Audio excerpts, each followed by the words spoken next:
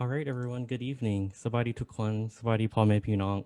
Good evening, everyone. Thanks for joining us tonight for our third installment of the Who We Are Laotian American Virtual Series. Um, this series is spinning during the months of May and April and May to just highlight the cultural vibrancy of the Laotian American community by having conversations with inspirational individuals in our community who are leading in their respective fields. This campaign was started by the National Council of Asian Pacific Americans and is aimed at celebrating and calling attention to the diversity of the AA and HPI community. For those of you who are just joining us for the first time this week, my name is Chase McDara, and I'm the Lana Fellow at NCAPA, representing the Laotian American National Alliance. And now I'll let my co-host introduce herself as well. Hello, everyone. My name is Vakanda Loengape, and I am the founder and creator of the Lao Project, which is a collection of narrative portraits of Lao Americans all over the US. And today, we are so excited to speak with our next guest. Yeah, and so tonight I have the special privilege of introducing Mangda Sengvanhpheng, who is a mixed media artist and the creator of BACII, who I have actually had the privilege of working with, and I'm glad to be able to share for her to share her story with us tonight. So with everyone, let's give a warm welcome to Mangda. Hello, everyone, and thank you so much for having me. Thank you, Chase, for all the work that you do for Lana and beyond, and thank you so much, Vakanda, for this project that you've created. I'm so excited to be a part of it. Yeah, we're so glad to have you on, Mangda, and just want to essentially when we sort of approached you to join us tonight, um, what I had in mind was just like the work that you do as well in curating community, especially with the pandemic sort of raging on still, and providing people with a place just to convene and grieve together. Um, so yeah, so we'll get into that too with your work with being a mixed media artist and your work with Bossy, and so we'll just get started with it. So um, we want to first sort of get in touch Okay, with let's do sort it. of yeah, we want to get in touch with like sort of your identity, Mangda, and um, so you're actually our first guest who is actually half Lao, and so I wanted to hear more from you, sort of like your life story around that, and so I feel like for me, especially, or many people who may be viewing tonight, um, as Lao Americans, we have the existing parallel that we have to navigate internally and externally conversations about the duality of being Lao and American. And for you, I feel like it's a lot more complex, right? And so I want to hear more about your story and sort of your what you your identity and that kind of thing. Sure, thank you. And I was born in Massachusetts, so my father came here from Laos, and a lot of his family landed in southern Idaho. And he had an older brother who ended up going to Massachusetts, so he decided to tag along.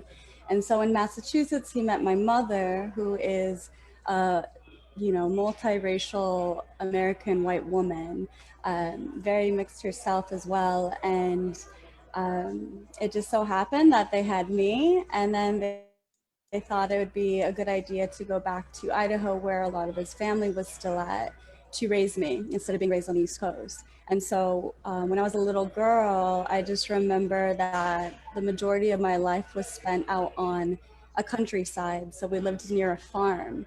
And so when I was in elementary school, I remember when I first started going to school that I always felt a little different because I looked different. I was the only girl and I was the only person of color. And even before this chat that we're having, I started really trying to reflect. And I remember I'd have to take a school bus to school. And I remembered my only friend that I had was this girl that had red hair. And I wondered why. And I remembered like even growing up in elementary school where it's like, just even as children, without even having all of these understandings of constructs and race and identity, that I was just naturally kind of different and I was naturally outed. And so it wasn't until middle school when I went to another school and it was the same understanding that I was the only Asian girl growing up. There was no one else that was Asian that I knew except for my small family. And it was very challenging. It's very challenging in so many ways, but I feel very privileged in many others. Because once I was in middle school, for the majority of it, I was very accepted. But, you know, racism is still racism, and there's still othering that was happening. So it's very difficult. And it's very difficult for myself as well because, you know, my mother's very American, but I never knew any of her family. So there was a disconnect there. And my father is so Laotian, but once we started growing up in Idaho, they moved down to Texas. So I just was like kind of floating in my own island, not understanding, you know, like who I am, what is it. And I'm really grateful to my father because he kept his Lao culture very strong in our house. I was always listening to his music. I was always eating his food.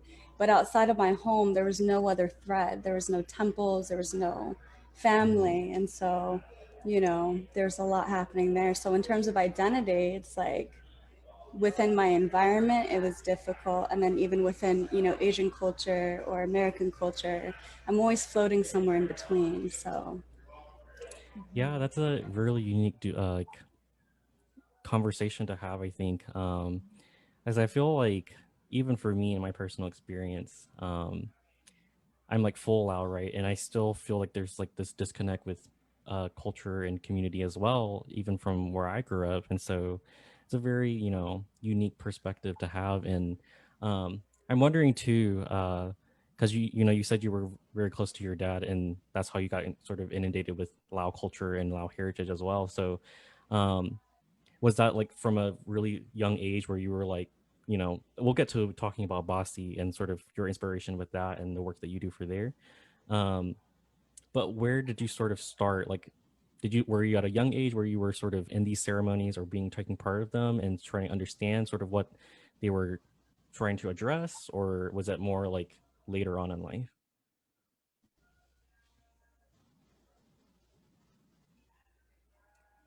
sorry, you're cutting out just a little bit, but I think that you're asking when was it that I felt connected to the BACII ceremonies? Is Yeah. that correct? Yeah, so the earliest memory of experiencing a BACII ceremony is when my brother and I and my father ended up going and visiting his family in Texas.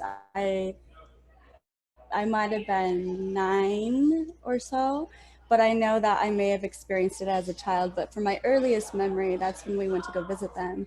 And I remember it vividly showing up in Texas, seeing a huge Lao family, so much music, so much food. It was just so exciting. I just felt all of this energy. And like, again, I was predominantly raised like out on the lands, like, you know, animals were my friends growing up. So being around all of this culture and all of this, just, it was magic. It was beautiful. It was rich. It was lively. And we were doing it at my grandma's house, you know, like I remember being a young girl thinking, how cool is it that I got to visit my grandma and I had these blessings around me. And I just felt it as a little girl, like, this sacredness, you know, even if I couldn't fully understand it, I felt it and it was with me forever. And also I loved the money. I was like, this is the coolest way to hang out with my family. I get to have these blessings. We get to pass money to each other. It was so fun. Yeah, Wow. definitely. And Um, that's I'm quite the upbringing. that is, yeah, that is so cool. And were you overwhelmed at all when you saw a whole bunch of, you know, your father's side when you went to visit? Yeah. Were you overwhelmed with, in a way that was that kind of made you, I don't know, maybe shy a little at first before you started easing in? And if so, was it your grandma who made you feel comfortable easing in, or how did you start to feel comfortable, minute by minute, hour by hour, when you were first meeting your dad's side? I think for me, I have a lot of my father's personality, which is really warm, and I feel comfortable in settings of large people, even if there's people I don't know. I remember mostly, if anything, I was like, wow, there's so many Asian people around and I love it. Like I just felt so connected and like this is so exciting. And I think that there wasn't any discomfort. If anything, I was just in awe by the culture, you know, in awe. And it's like before visiting them, I'd always try and hold on to my father's culture as a little girl, just Mhm. asking him to teach me, you know, Laotian, teach me things like, you know, there's always a yearning. But when I was there, I almost felt like, yes, like this feels right to me. It feels like a home. And I feel very blessed because no matter how much or how much time there is between seeing my dad's family, it's so warm. It is like the warmest embrace, the warmest welcoming from everyone. And that's a really nice feeling. It's always like it's home no matter what. So, It must Definitely. have felt so emotional in a sense because, it sounds like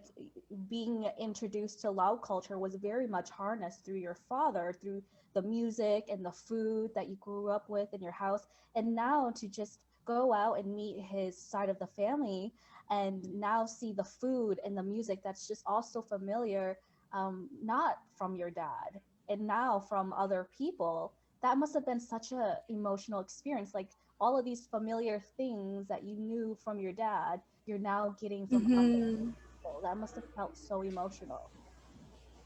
I especially remembered feeling emotional because I didn't want to leave. And so it's like when you're speaking, I was just thinking about like the rippling of a water where it's just like that's how it felt, just that energy. It was just like spreading. It's like everything that I've held on to with my father and at home.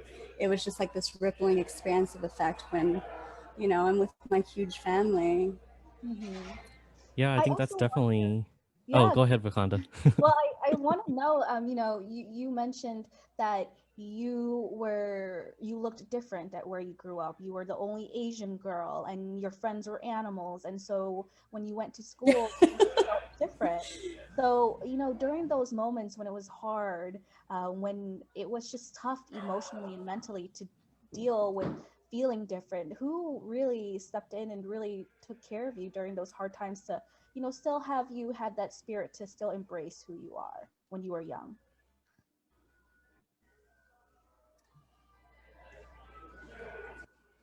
You know, it always goes back to my father. He's like an Asian Tony Robbins. He's so motivational. He's so about life. He is so like, you know, it's really interesting to continue to be reflective and think of my father because my entire life I'm just so conditioned to hear, you know, be proud of who you are, be proud of who you are, like live your life to the fullest, you know, like just continually I've been getting that reaffirmment and empowerment and support, you know, no matter what. And you know, even if there were instances that maybe, you know, were hurtful or harmful, and I'd express that, he'd always just be like, you know, don't worry about these other people. Like always trying to help me be resilient and always trying to remember like to be proud of who I am, you know.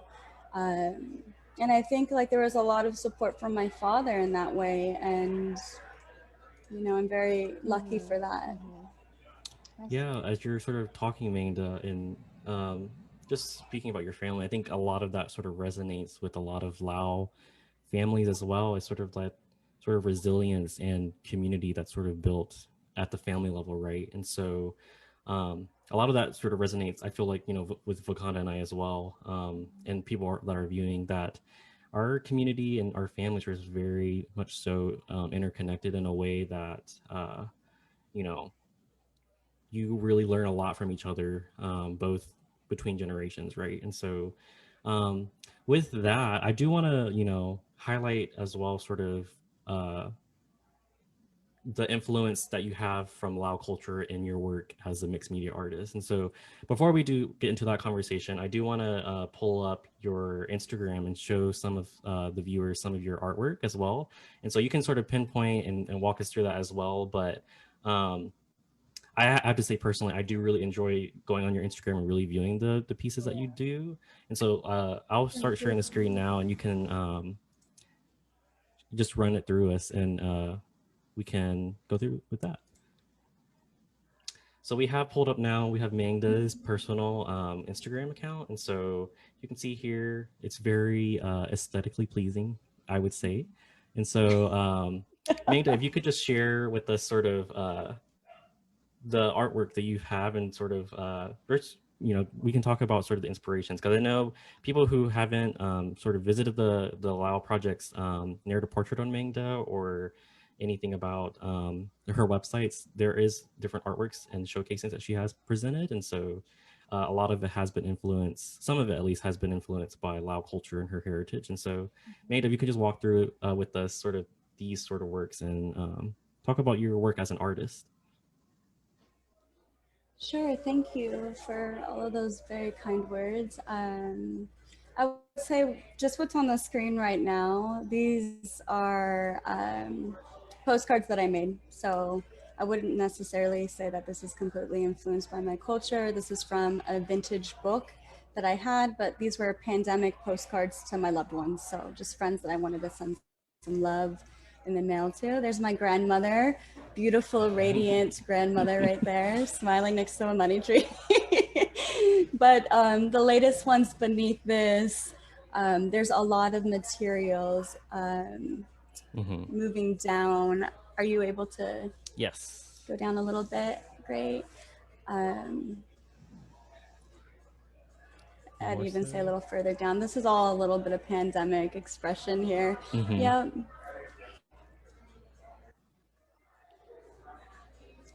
So a lot of these works here, it's potentially difficult to see on a screen, even on the Instagram, but a lot of these have materials with wood, and there's a lot of animism, there's a lot of connection to the spirit world, there's a lot of connection for me to these materials. There's a lot in it with that. I have a lot of references to the moon. I have a lot of references just to natural elements, as you can see here. All of this is based on the moon, and I have a very strong connection to the moon. My last name translates to the light of the full moon, and also I do a lot of my own personal rituals and practices that relate to the moon. A lot of the materials that I use, it's a lot of, I don't want to use the word primitive because I don't like that, but a lot of those arts and those art categories that go into being very much connected to a natural world, pre-technology, and I feel very connected in that way. Definitely. And so, bringing it back to us, and just so people can see more of your face as well while you're talking about this. So, what I'm sort of interested in learning about too is like, you do say on your website and from some of your pieces that I've seen as well that some of it is influenced by Lao culture and Lao, your traditions, right? And so, wondering how sort of you got yourself involved with that as an artist, because I know some people their story starts in early on where they're like, I wanted to be an artist or I had a calling, and so I'm wondering if that's the case for you as well. I wouldn't necessarily say that because the environments I grew up were so rural and so small. There wasn't an arts community or arts culture that I was used to. But I remember being in school thinking that, well, experiencing that these were my favorite topics, any of the arts, literature, poetry. I just really, really related to it so much. And it really became a form of experience of almost creating these different realities that I was in, and really finding ways to reconnect to myself and through my story and through these materials, through creating art. And one thing that I do like that I don't feel a lot of my personal Lao family talks a lot about is like maybe the spiritual sides or these kind of mystical sides or these very superstitious sides. And I naturally feel very drawn to those sides. I'm very drawn to the mysteries in life. I'm very drawn to the unknown. And so art is such a great way to do that. And I think art really became a form of deep healing for me. And I think that with art, it was always something that I felt consistent with through middle school, through high school, and then continuing to do that throughout whatever occupations I was holding. And so I'd say I really took it more seriously in New York, and that's when I started doing shows. And I just think, I guess that's something that you do all the time. You call yourself an artist then. Yeah, Yeah. definitely. Um, yeah, so when I think, even for my personal experience as well, in my past life, I would say, as a musician, I feel like, it's there, that's that duality of like, do I have a calling necessarily to do this sort of work, to really showcase myself in a certain way? And I feel like with your collection of works that you've done, it's very much so, compelling in a way that shows a lot of your self-expression, which I really appreciate as well. That a lot of artists are working to capture, right? And so, um, yeah, I wish we had pulled up more of your work that's more like, for you, relatable to your heritage, right? And so, Mhm. but with that, I do want to sort of talk about the lessons you've learned in terms of, you know, um, being an Yeah. artist. So let's back up a little bit, because I do want to talk about BACII for the majority of it. But um, so how did you like, for people who don't know as well? So Mangda is in New York as well. So she's an artist in New York and has done multiple art showcases there. And so, um, tell us about your sort of trip to New York, or your venture to New York, to really make this happen for yourself, right? And share with us sort of the venture that you have to become who you are today. Thank you, Chase. Wow, I think for me, I've always been okay with trying the more difficult path and trying the less guaranteed or the less safe path. So, since I was very young, I left home right when I graduated. I've always been very independent. I've always been working. I mentioned I had a job since I was 13 years old, and I moved around to several different states and cities. And I've always wanted to go to New York. And I remember visiting, but again, because I'm so independent and I was always, know, making things on my own, I wanted to make sure that I'd be okay when I did go to New York.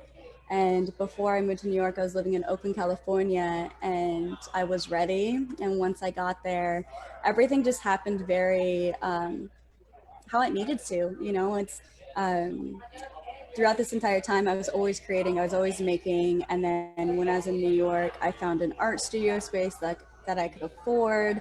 So I was making art there. And then I found another art space. And then I started working at this art space. And it just continued on, where I found myself continually following what I wanted to do without knowing what that would look like, and knowing that maybe it's not the safest thing to do. But for me in my own life, I'm very, very happy that I had continued to just keep going and trying and figuring it out along the way. And it's so inspirational, really, Mangda, to know that you've been sticking to art and really using art as a form of healing.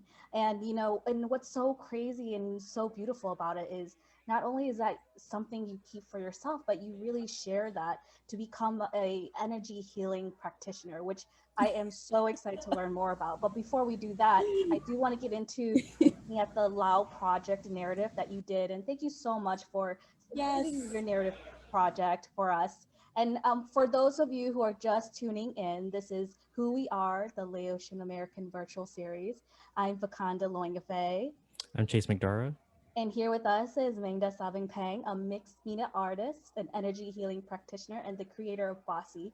And so, yes, let's pull up the Lao project narrative that you did for us. It's such a beautiful page. So if you guys haven't seen it yet, please check it out after the live.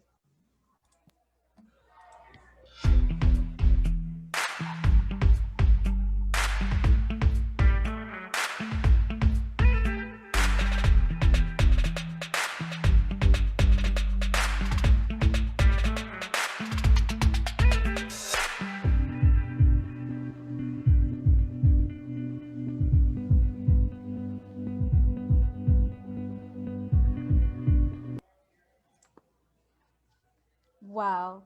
I mean, when I was putting your piece together, I just wanted to learn so much more about you. Like, I can see and believe what you're saying, now, after going through putting your pieces together and just kind of seeing now all the gaps kind of fill up as we're talking right now. It's so great. It's so great.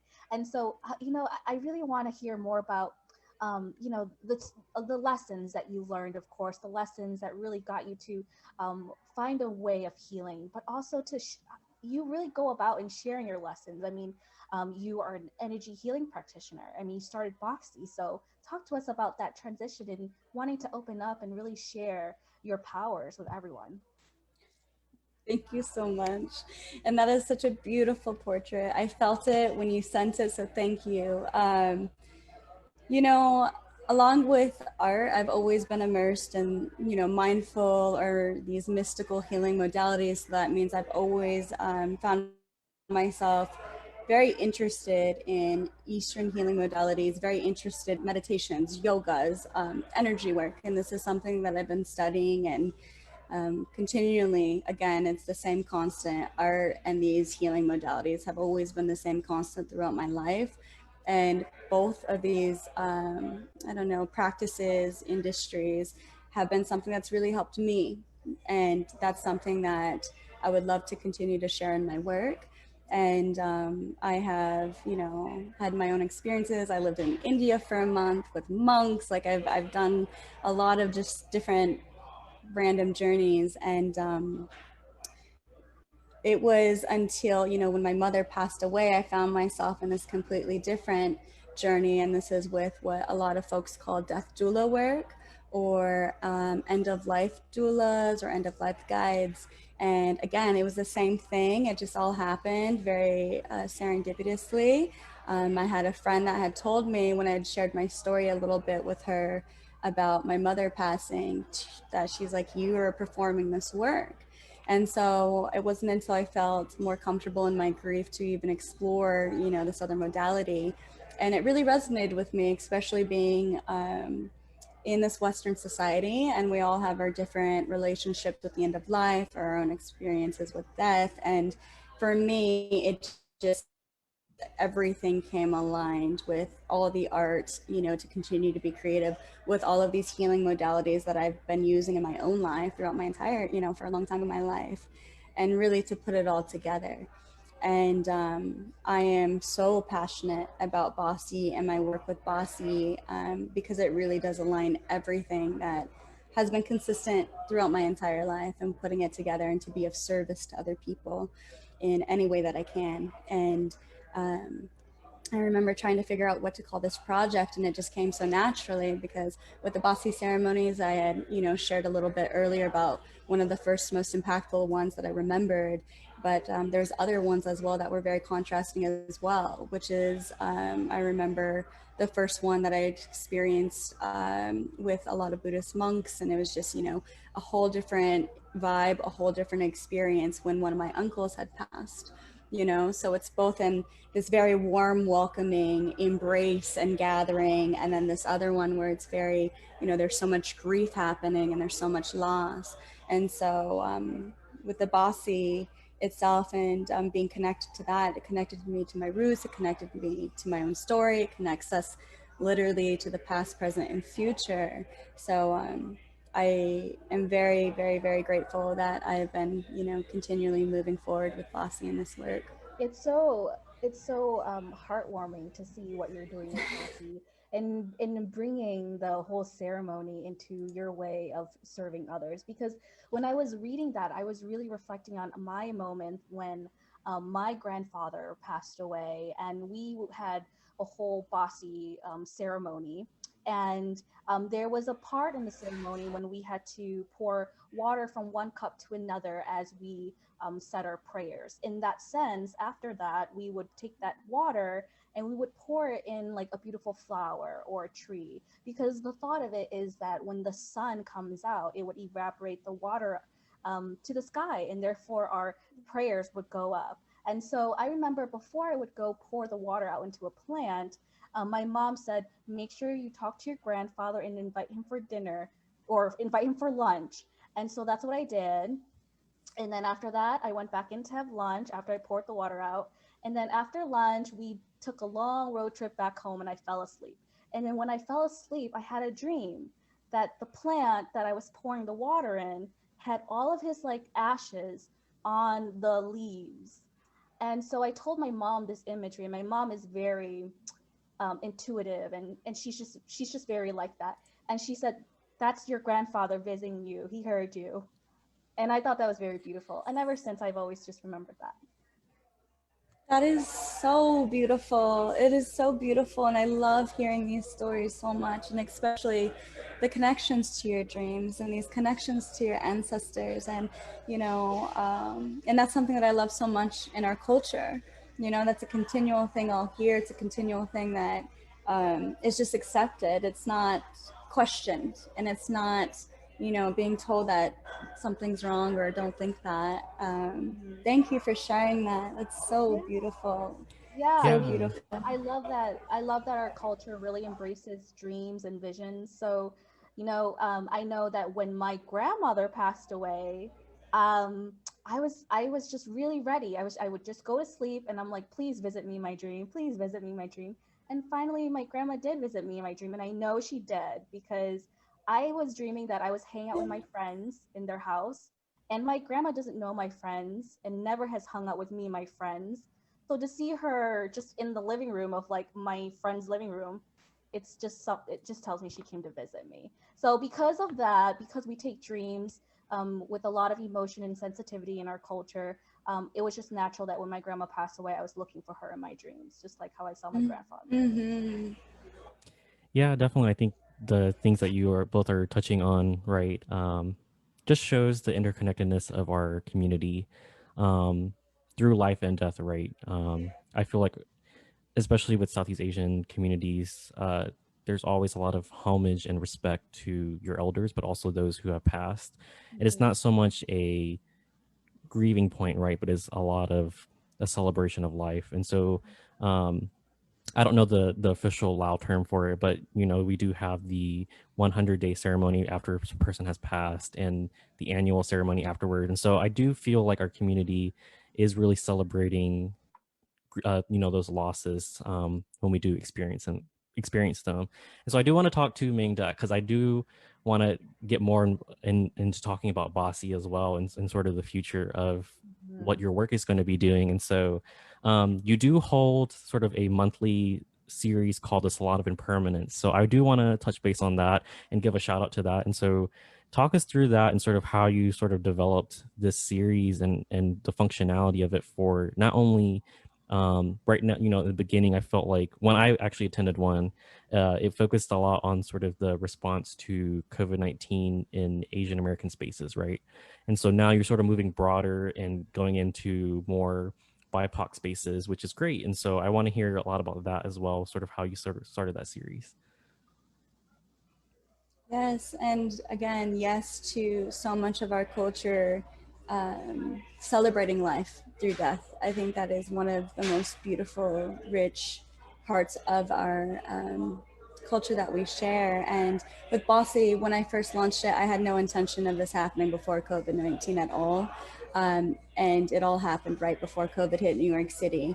And so one of my series that Chase was just talking on is The Song of Impermanence. And the whole concept of it is really about coming together and having a space to discuss these topics of life and death, to discuss them, whether it's about grief or ancestors. It's really a free flowing space where we can have that space to explore these topics that we don't tend to talk about even within our families sometimes.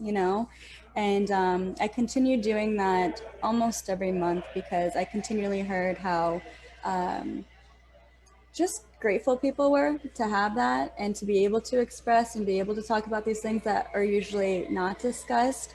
And I called it the salon of impermanence because, again, it goes back to my father, where I don't know, he's always reminded me of my impermanence growing up. He's always reminded me of death, like just the way he would speak about people that may have died or passed. Like it was just very matter of fact. There was so much acceptance. It wasn't this topic that he skirted around or felt uncomfortable talking to me about at whatever age I was at. So I feel like there was almost an initiation within my own family because it was just understood. Could you give And an example, like of what your some lines that your father would say? I remember one time being really young and I can't remember if it was, I think it was a pet, and he's like, oh, he dead. He dead. And I was just like, wait, what? Like, you know, like, what are you talking about? This is my best friend. You know? And it's just like that way where it's just like, you know, it's not even intellectualized. It was just so like understood, like in the way he'd speak to me, like that, you know, animals die or people die. And I think he'd continue to do that throughout my life, even with people passing, like, you know, this was their time. And so I just understood that. And I think especially at a young age with the pets or the animals, when they would end up, you know, passing away, it was just so matter of facty. And with the impermanence, it's really based off of, you know, Buddhist philosophies, where it's just this understood concept that nothing is permanent. And that always has resonated with me for so long. It's always been a reminder for myself.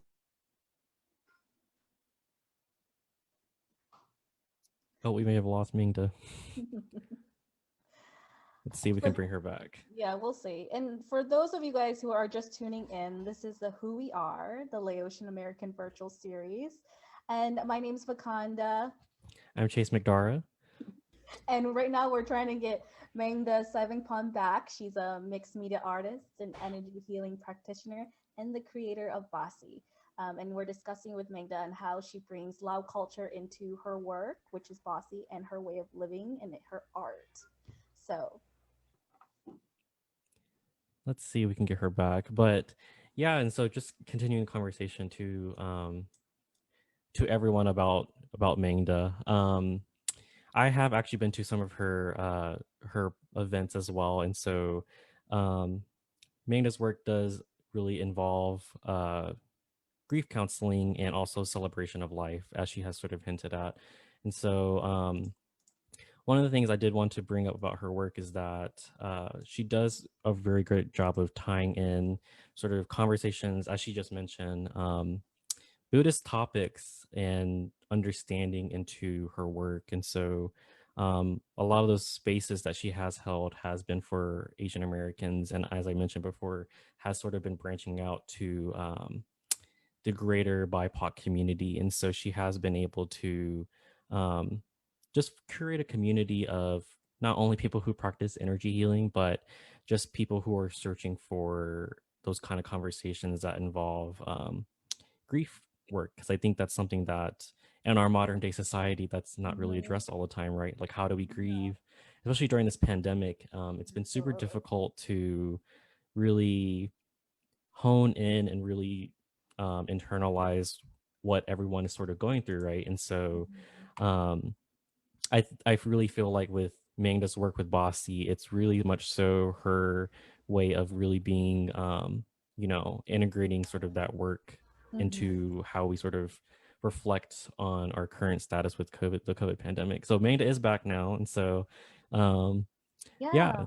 Mangda, we were just, telling our audience here a little bit more of what you do and really talking about how you really bring Lao culture into your work, bossy, and your way of living, really making your living as art as well. And so we've been really excited about that. let's see if she's back. Yeah, and I think her work is, so important. Especially when people are grieving, and it's okay to want to be alone, and or sometimes you might feel alone. And I like that she really goes out there and runs these workshops to talk about it, and I think she's ran a bunch of workshops for many organizations. Yeah, definitely. And Manga, we were just talking about how you ran some workshops for Bossy for some organizations in New York City, and so we want to hear more about that. What kind of comments did you get? What kind of responses after the workshop did you get? And yeah, talk to us a little bit more about that. Apologies for my internet connection right now, but as of lately, a few of the um, work Oh, it looks like we're having more technical difficulties. everything. Um, Let's see if we can get her back.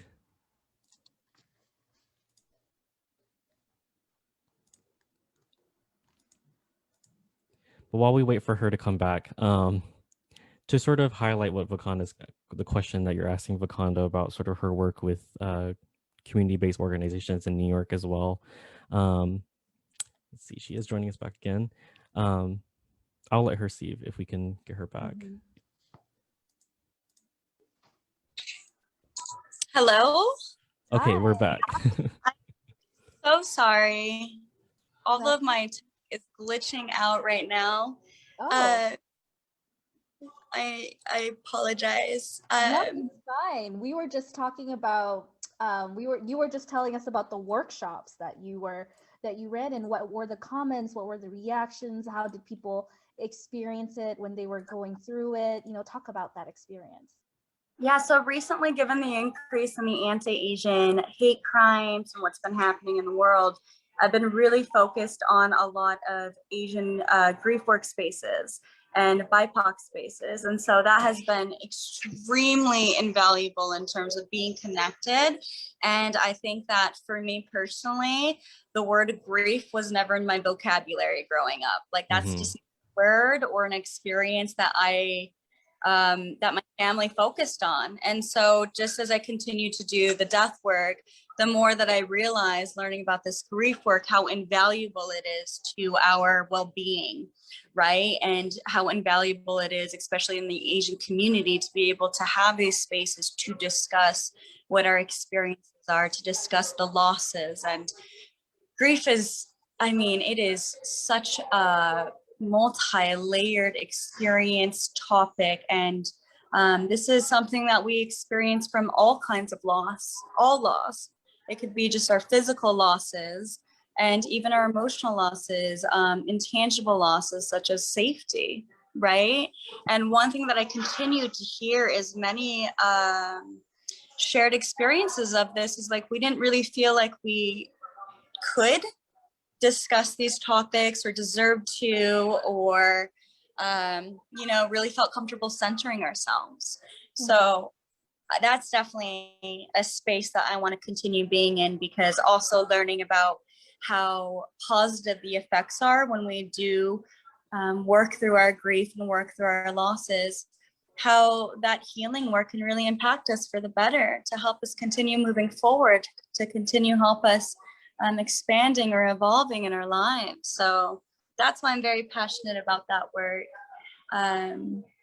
And then other topics is really just talking about mortality, talking about impermanence, understanding how our relationship to the end of life does influence and impact the way we live.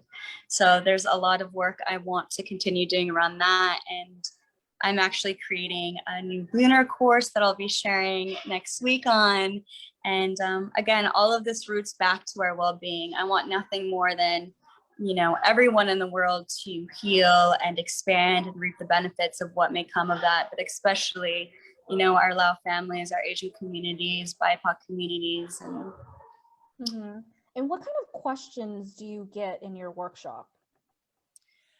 Questions I get, I like to have a lot of my work based on self-exploration, right? A lot of us really going back to our experiences, going back to our own reflections, especially in this tech world. There's so much information, there's so much of everyone else's opinions, and I really want to empower people to find their own answers or find their own questionings. But a lot of questions people have is just, if we're talking about loss, what happens after, what happens when people may die. But a lot of my work is really focused on the individual reflecting for themselves, seeking their questions and finding their own answers. Because I think that's the most empowering thing that we can do.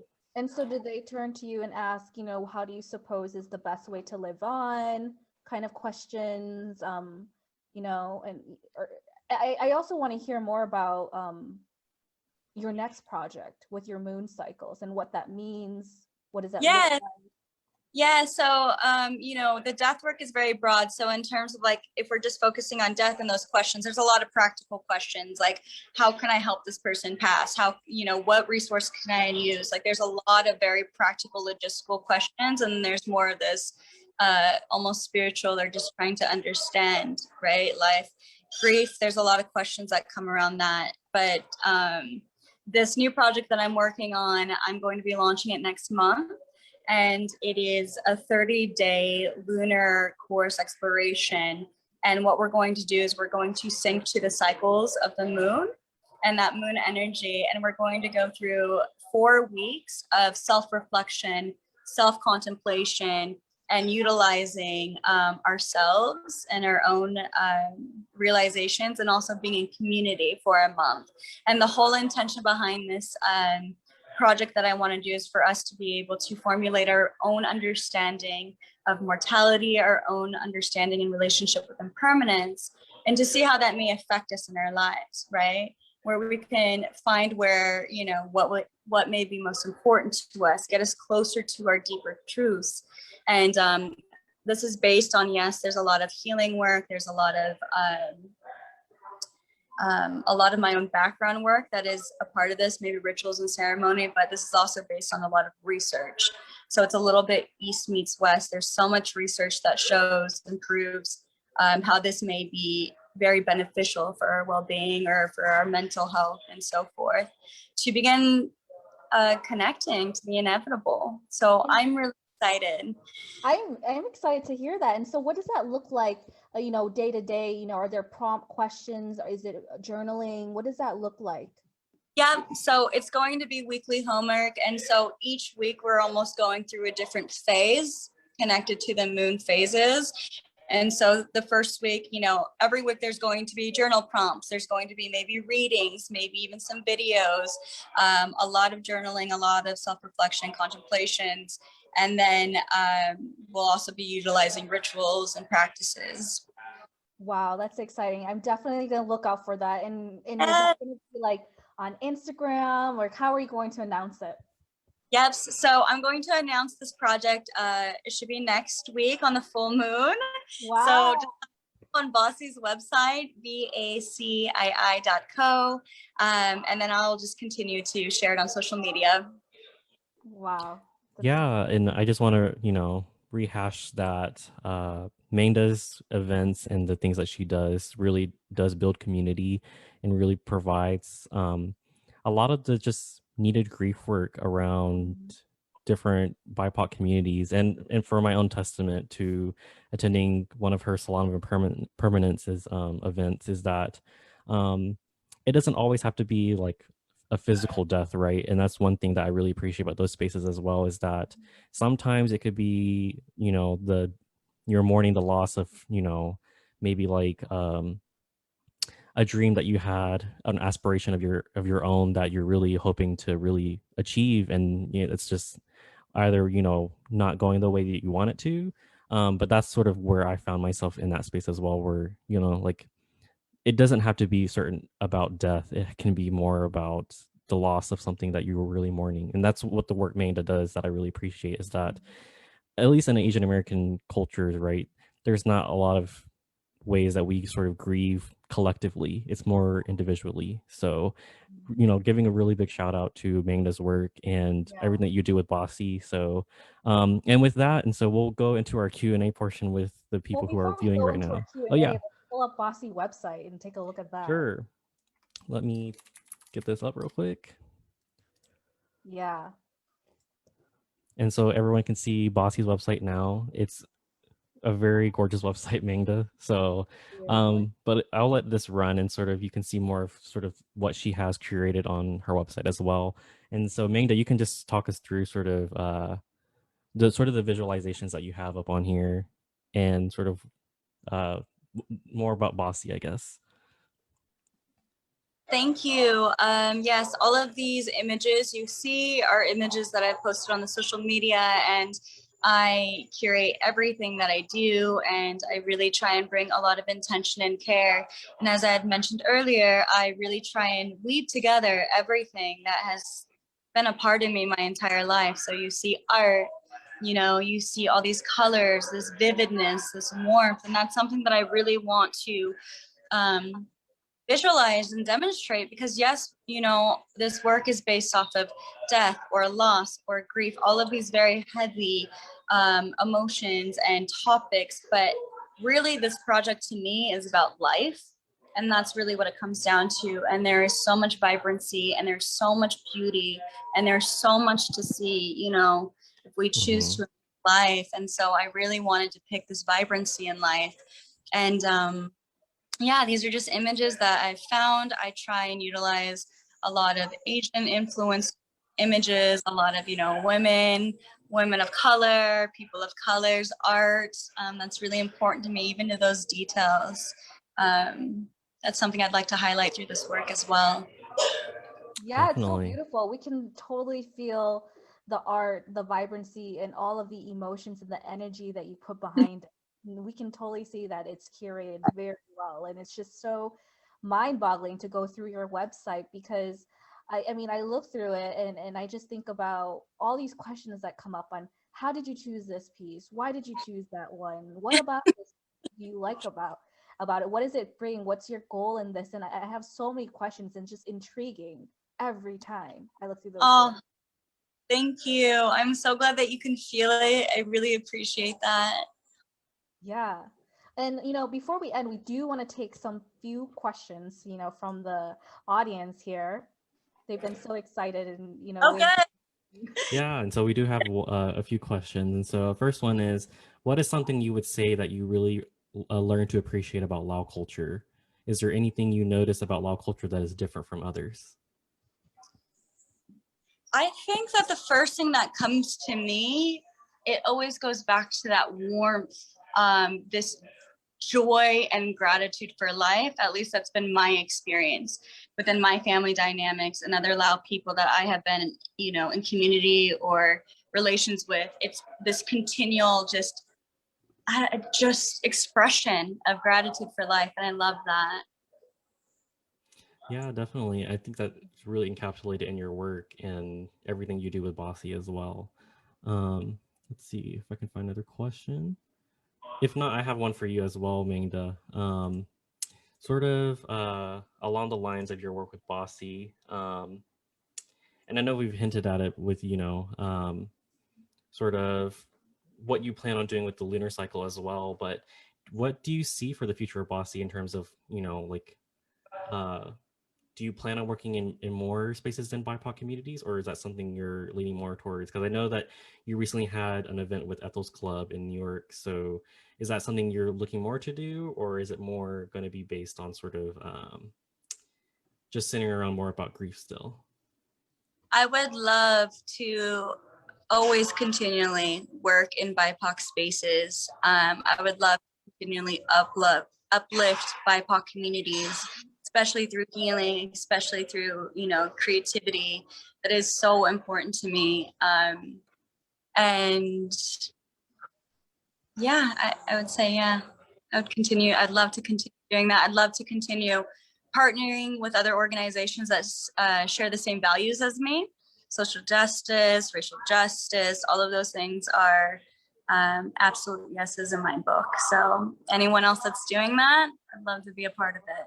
We do have time for one more question, and there is one. We got a question from an Anthony Martinez. We have a question.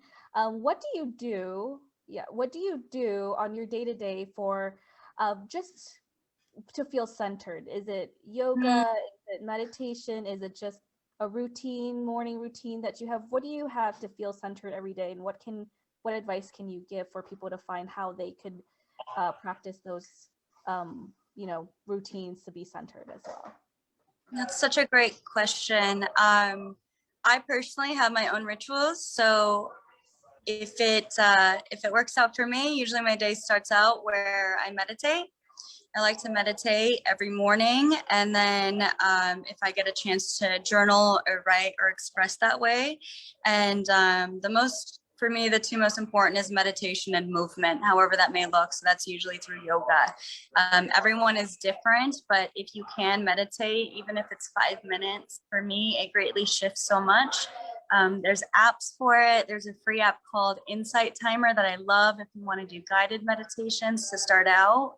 I think that is such an invaluable resource. So for me, meditation and movement. So that means yoga or going for a walk or, doing something like that, being outside, looking at a tree. Yeah. Wow. Thank you. I mean, I definitely love that, to meditate is so important. When I find myself disconnected or just my mind is running off, I know I'm stressed and I need to meditate. Chase, do you meditate? I try definitely in my daily day-to-day. I definitely need to do some more, or at least some more And mindfulness. yoga? Yeah, definitely. Yes, Yeah. especially technology right now. It's like I said, 5 minutes does so many wonders. So I would say one. Are you like many of us who spend a long time looking at screens as well, or you try not to? Yes, I do. I remember I had a job at a bank once and I said, I never want a job where I have to be on a computer all day. And this is our life. Right. Unfortunately, that's not how the world is. So I'm on all the time, but I try and be as conscious as I can. It's really hard, but at night I try really hard to be off of the screen. I put my phone in a different room, get off Instagram. All of those things keep me up really late at night. And if we can develop these healthier, it's almost like a relationship with our phones and our tech, I think the better for us, because I feel the effect of it every day. So well, thank you so much thank you everyone for tuning in, and Mangda, special thanks to Mangda. Thank you so much for, spending time with us, and, it's been such a pleasure having you. thank you both so much for having me, and thank you both for your work. I really appreciate it. Yeah, absolutely. Mangda Sengvanhpheng is a mixed media artist, an energy healing practitioner, and the creator of BACII. And so we thank you so much. And Chase, do you have anything you'd like to say? No, I definitely just want to reiterate, definitely check Mangda out, check out her work. She's building a great community of just providing a lot of good work that the community needs right now in terms of grieving and healing practicing. So definitely check out her work, check out her website, check out her artwork as well. Yeah, I'm gonna look out for, I want to be part of like the lunar cycle program. I can't wait, to really, get in tuned and have that routine that, that goes with the cycle and all the questions and the journaling. I can't wait to do that. I know that that's definitely going to be important as we transition out of into post-pandemic, hopefully. So, but anyway, thank you again, Mangda. And coming up next week, we will chat with Amber Inthavong, a Lao American born in Boulder, Colorado, who is a freelance writer, a publisher, an outdoor adventure blogger, and that's next week. And this is Who We Are, the Laotian American virtual series. I'm Vakanda Loingafe. And I'm Chase McDara. Thank you, everyone. Bye.